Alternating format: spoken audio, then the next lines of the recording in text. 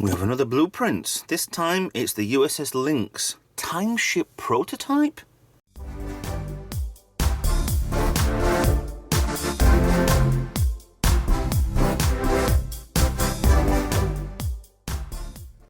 Hi guys, Retro Trek Ralph here. Another blueprint Star Trek. Yes, they're not canon, but we don't care because this is the fun stuff. This is NCC 4600. 25 years worth of Star Trek, 5 sheets, 18 by 24 inch, Lawrence Miller design, 1990. This is for the USS Lynx. Never heard of this? Looks a very wild, crazy ship. Is this a Klingon vent from the D7? Impulse engines down here, impulse engine up here, bridge, whatever that is.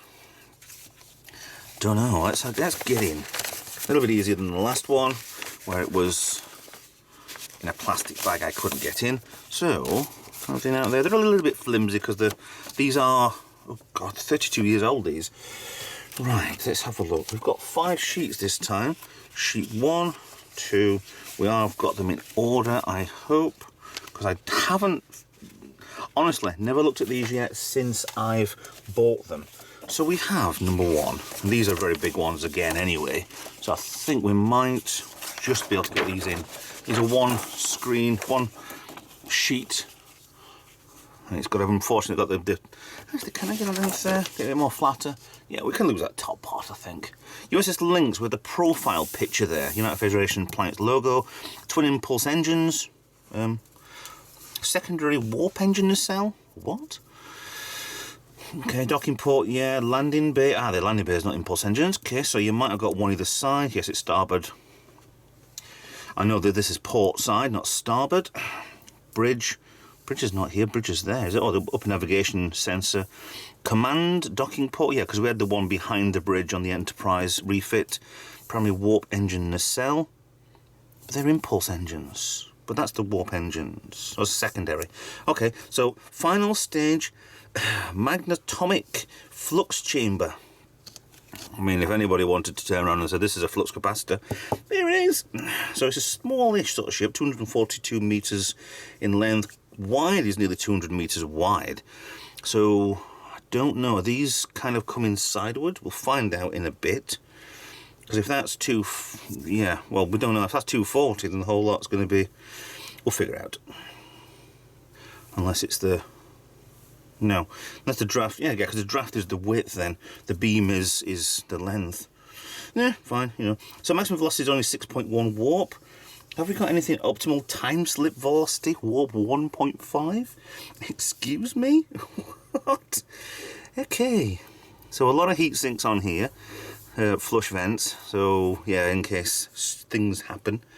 Cargo, 2 cargo transporters, 4 personal transporters, 2 true to the force and torpedoes. You can read the rest if you like. Pause there if needed. Very interesting. I love these. It's just complete wild fantasy, some of this stuff. Right, here we have the top view. I mean, these have never been reprinted. These are all fan sort of stuff. Whoa, that's unexpected. I thought this would have been a lot, but it's not. It's the length and the height is nearly the same. Okay, so mission summaries. Oh my goodness. Also, so 2922.15 to 2241.21 observation of Crab Nebula supernova of 1054 AD. So they watched the Crab Nebula form. Okay. Time slip was 1,204 years back. When categorizing X-ray sources of Cygna star clusters 30,000 years ago. Yeah, 50,000 years ago back in here. Coalsack Nebula measuring expansion theory.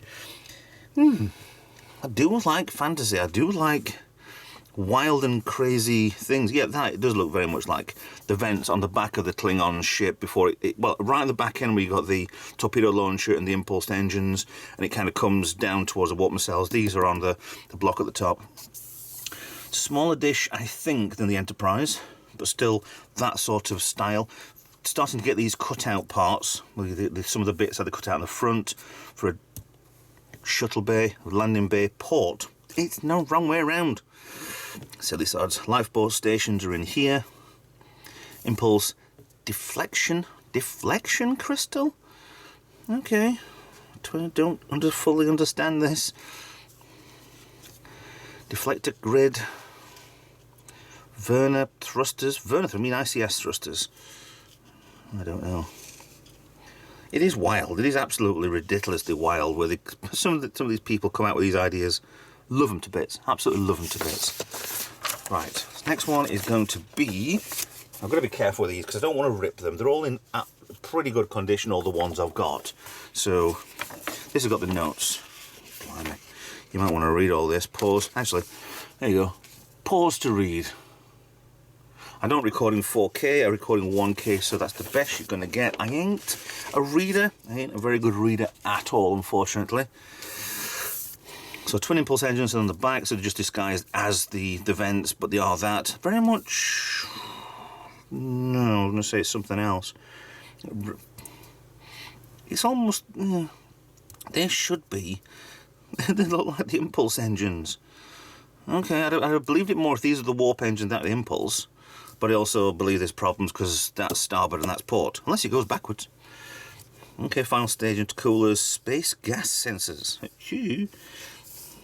Okay, these are, yeah, crackers. Absolutely crackers. I mean, drawn by T. Miller. I'd love to see if Mr. T. Miller or Mrs. T. Miller's still around. Yeah. And the noted, the date says 9003.31, which is end of 23rd century. Yeah, sorry, and yeah, in 23rd. More construction history of the Lynx. Okay, so 24. This is pre original series or beginning of the original series. Launch from dry dock in 2919.13. Dry dock 17. Right, the temperature must not exceed 5,790 degrees Fahrenheit. Okay. Otherwise it goes poof, boom, bang. Yeah, Starship contains 16 pressurized decks. Yeah, it is fascinating. Okay, for details, mission summaries, see, one or the other. Well, there's some of them, so let's just see that. Okay, that's number 3 from the aft view. Number 4 coming up now. This must be the underneath. No, that's not.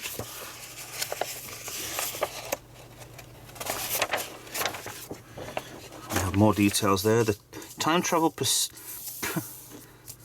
properties of the USS Lynx there. Please pause and read if you'd like. Primary sensor array on the front. Okay, so that's... main boarding hatch, okay, so it would just obviously dock against something, not sidewards. Okay, right, total 80 people. Oh, science personal breakdown. Scenarios that cannot be allowed to happen. Removing a creature from its natural environment will affect the food chain slightly and could, in a million years, lead to an evolutionary change. Amazing. Absolutely amazing. 40 torpedo launchers at the top of here. So it's a time ship, but it's torpedo launchers, plenty of phaser banks. Yeah, it's expecting. I mean, if you go back in time 50,000 years, then I don't know what you're going to expect too much. I mean, yeah, there were ancient civilizations in the Star Trek lore that go way, way back before us. The Klingons, the Vulcans went before us. The Iconians, long, long way before that. There were a lot and lot of other species before humans even started to bang rocks together. Yeah, it's absolutely wild design. Completely crackers design. And we have the final one, and I'm guessing that says cutaway. Yeah. Okay, so finally got a deck plan. So we have L1. Well, because that's the back end, that goes alongside with that one. Go down to Q deck on here, Jeffrey's tube. Oh, because that's the warp. Is that the warp? Intercoolers, yeah. Engine duct, yeah. Engine conduit, Jeffrey's tube, expansion tank, coolant pump. Doesn't look that. It's obviously you're going to think it's wider for the more deck space, but you're going to have labs and you're going to have place on their sick bay. big turbo lift going to there, so it would expand round the ship as well, but there's no over the top cutaway view. Lifeboat stations, photon torpedoes, torpedo storage on deck A, which is up here. So deck B sounds that deck E is the bridge. Command bridge, officers lounge. Briefing room on F, so you come down one. Shuttle bay, shuttlecraft maintenance on deck J.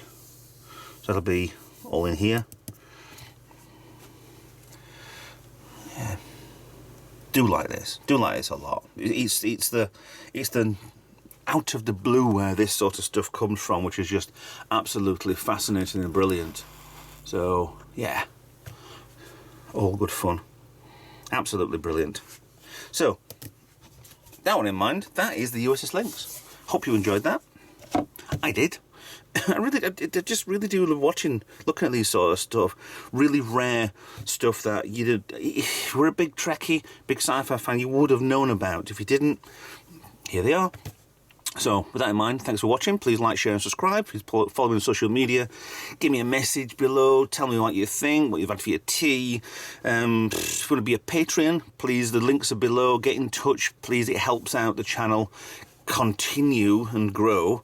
Consider a donation. If you've got something more of these and you don't want them, get in touch. Please send them to me. I'll gladly receive. And I'll see you in another video. Bye for now.